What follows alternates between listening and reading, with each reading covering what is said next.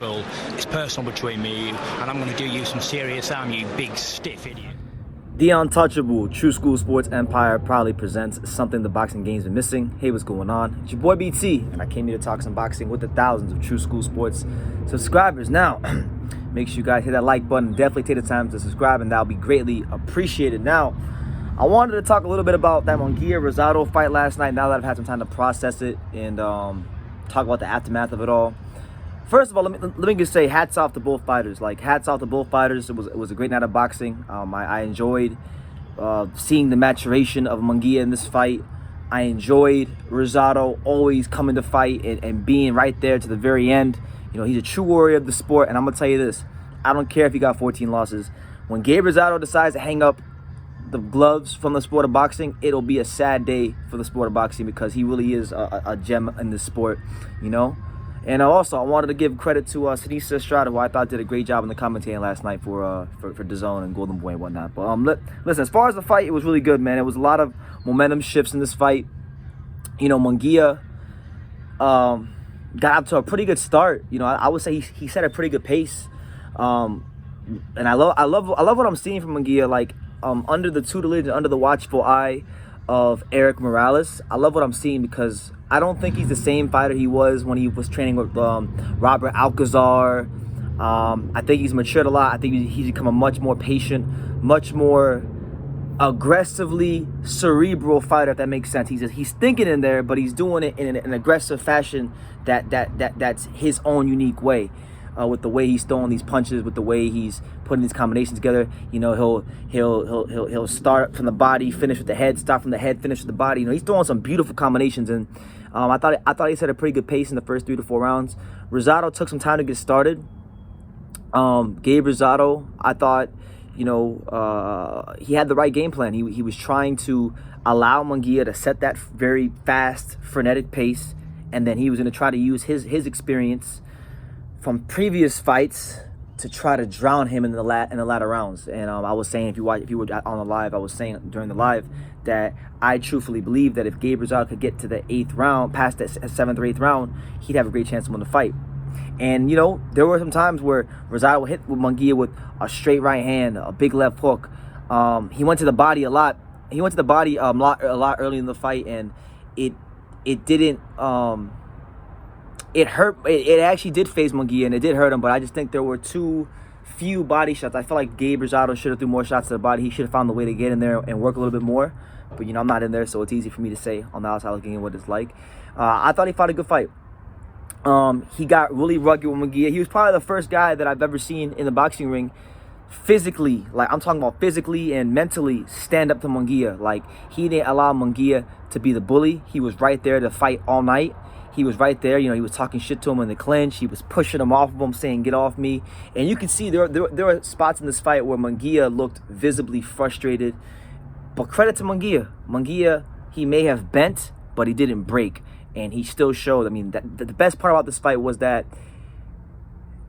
this fight had such great momentum swings. A lot of great momentum shifts in this fight. You know, there'd be some times in this fight where you would see Munguia land a combination, and then Rosado might come back with one big single shot, like a big straight right hand or a big left hook or a shot to the body.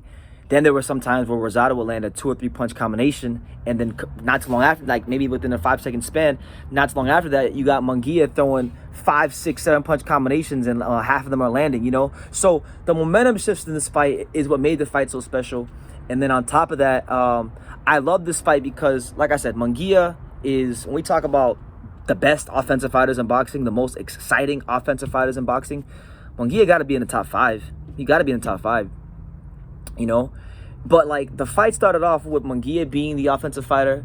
The fight started off with Munguia being the bully. But as the fight progressed and as the fight continued, it was Rosado who became the bully. It was Rosado who started pushing Munguia back. It was Rosado that, you know, in spots of the fight, started to bully the bully. And that's what made the fight so exciting, you know? So there was a lot of good ebbs and flows, a lot of good momentum shifts. You know, Munguia was in there with a guy who just scored a career-best victory against Bektir Melikuziev in an upset. So Rosado was a very determined, very game fighter who believed he could win. He was a live body, a live underdog. He was a guy that was 2 fights removed from outboxing Daniel Jacobs. He didn't get the decision, but I thought he outboxed Daniel Jacobs, and the fight was very close. But he showed maturation in that fight. He showed maturation in the Melakuziev fight, and he was very determined. He had that bulletproof mindset. So really good fight. One of the top 5 best fights of the year. I don't think it was the fight of the year. Sinisa Estrada, shout out to her. She was on Instagram talking about how this is the fight of the year. I don't agree with that. I thought Cholatito Estrada 2 was better than this fight. I thought Fury vs. Wilder 3 was better than this fight. But this is definitely, in my opinion, one of the top 5 best fights that have happened in boxing this year. So credit goes to the fine folks at Golden Boy Promotions, Roberto Diaz, Oscar, everybody involved that made the fight happen. It was a great fight, and I feel like the fans won on the night. Now, in regards to Munguia, because we have to speak about Munguia, I like him. He's 37-0. He's come a long way these last couple years. He's not, in my opinion, at 160, he's not the same fighter he was with 154. He's not the same guy that fought Dennis Hogan anymore. He's a more matured, more aggressively cerebral fighter than he was early in his career. And that's the best way I could describe him under Eric Morales as his trainer. I'm going to say this. So Chris Mannix, right? Chris Mannix. Hold on. So yeah, Chris Mannix, he's he did the post-fight interview with Munguia, and he asked Munguia, what is next for you? What he asked him about who he would fight next, and I was very disappointed in Chris Mannix's interview because when he asked this question, he asked, what would Munguia think about fighting Golovkin? Now, it made no sense to me why Mannix asked that question because Munguia, right now as we speak, he's ranked number 1 in the WBC and number 1 in the WBO simultaneously, which means that he could fight Jamal Charlo or Demetrius Andrade next. Now, maybe the Charlo fight isn't as realistic because you have the network politics, promotional politics. It is what it is. So maybe that fight can happen, but why not ask about Demetrius Andrade? Chris Mannix, you're supposed to be a guy, you all the time, you're on your podcast, you always say you're this guy from New England, you want to support the New England fighter and Andrade, you bang the jump from Andrade, but then there you have a guy that's been ranked number 1 in the WBO for over a year and a half, has refused to fight him. Golden Boy has shown no urgency to make that fight happen, very little urgency to make that fight happen. You could have asked him, and you instead of asking him for a fight that's the most realistic out there, you decided to ask him about a guy who we don't even know if he'll be champion at the end of this calendar year because, like I said, Golovkin got to fight Murata in Japan, and that's not a foregone conclusion that he'll win the fight, even though he's favored. So I was very disappointed in the interview, and look, I'm gonna call for this fight. I'm gonna call for this fight, and I have to call for this fight. Jaime Munguia, look, he fought a good fighter last night. He fought a determined fighter like Rosado last night. I'm not going to disrespect Rosado, but it's time to step up to the big boys. You're 37 fights into your professional career. You've shown some maturation. You're under the guidance of a good boxing and astute mind in Eric Morales. Test out what you've been learning in the gym against another top fighter, and let's try to become a 2-division world champion. Let's try to, fight someone that's elite. Let's try to put on a great fight for the fans because 2022 has got to be a better year for boxing. It's got to be the year of no excuses and no dishonor.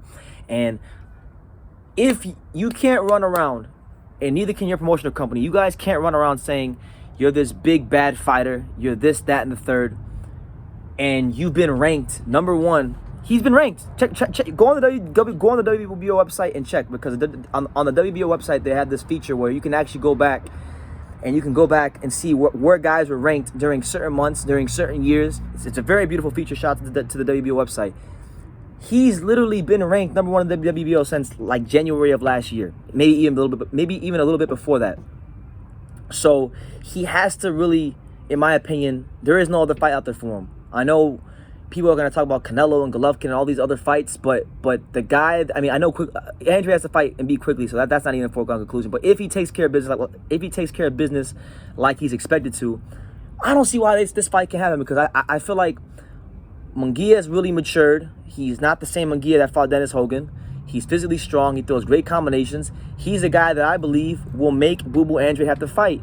And a lot of people criticize the style of Boo Boo Andrade. They say it's ugly. They say it doesn't make for a good fight. It doesn't make for an entertaining night out for the fans. But listen, if you watch Demetrius Andrade and you really pay attention closely to how he fights, he never fights the same way twice.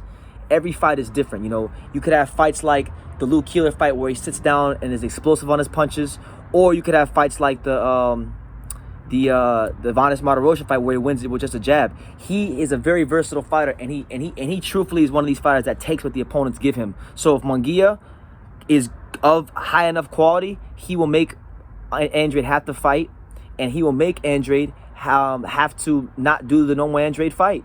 And if he can do that, I think it'll make for a good fight, because we saw, like, look, I like Andrade, but when he fought Liam Williams, I thought he won 9 rounds or 10 rounds of that fight. It was a dominant performance, but there were a couple nervy moments in that fight where Liam hit him, and Liam, asked some questions of Andrade. He put him through a little bit of adversity. And with all the respect to the Welsh warrior, Liam Williams, he's not Jaime Munguia. He's not the same level of talent. So I feel like the time is now. He's 37 fights in. He's matured. He showed a lot in that fight. He's going to mature and come better even from that fight.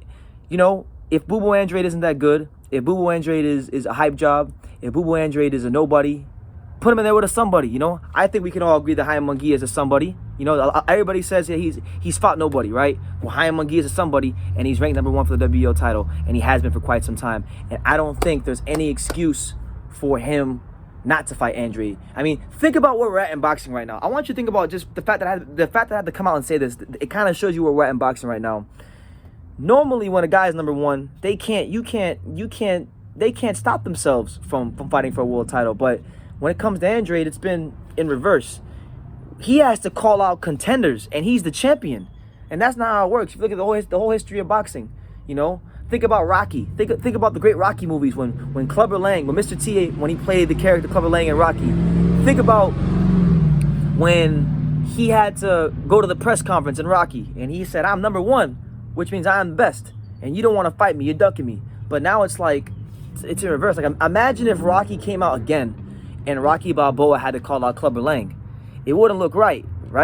So why is it that Boo Boo Andrade has to call the contenders when the contenders should be calling him out? That's why I'm saying that. That's why I have so much respect for Jason Quigley, because in an era where nobody wants to fight him, and that includes Lara, and we'll get to that later on. That includes Lara, who all you guys want to keep saying that Demetrius Andrade ducked, because he never wanted to fight Demetrius Andrade. When it comes to Andrade, apart from Jason Quigley, I've never heard anybody actually call him out and truthfully want the fight. If they call him out, it was always on some other shit, like some BS to just to cover their ass in the media. But they never really wanted to fight him, because they never kept that same energy that they did with previous opponents in their career. So I'll be talking about that more in the week, but the fight I really want to see next year, I know the Canelo fight is very unrealistic, because first of all, Canelo doesn't want to fight him. He said it himself. Second of all, Canelo has a lot of options, and he's the biggest money-making attraction in boxing. So he's got options. So I understand that. Although I would like to see the fight as a fan, I still understand the business side of it. So okay, that's fine. But if we can't get Canelo, then maybe we can get Charlo. Charlo will be a good fight, but Charlo don't want to fight him either. He's using the same Canelo lines as well, because he wants to steal another man's swag and another man's line. He can't just say, "Hey, I don't want to fight him. He's too good for me. I don't want to fight him. He'll kick my ass." He don't want to say that. So since he don't want to say that, he don't want to fight him either. So my thing is this: the two most realistic fights out there for Andrade, if he can take care of business against Quigley, are either Munguia or the winner of Golovkin versus Murata. Now, I don't think, if it's Golovkin, I don't think Golovkin's going to want to fight Andrade, because Golovkin is semi-retired and he's waiting for that Canelo stimulus check. So I really feel like and truthfully believe that the best fight and the most realistic fight out there for Demetrius Andrade is the Jaime Munguia fight. And come hell or high water, that's the fight we're going to be pushing for now, because I feel like it's the most, I believe it's the most realistic, and Jaime Munguia should not get a pass for being #1 ranked for over a whole calendar year and a half, possibly even 2. If I go back and check back enough, it might even be 2 years that he's been #1. He shouldn't get a pass for it. And I think he's doing himself a disservice.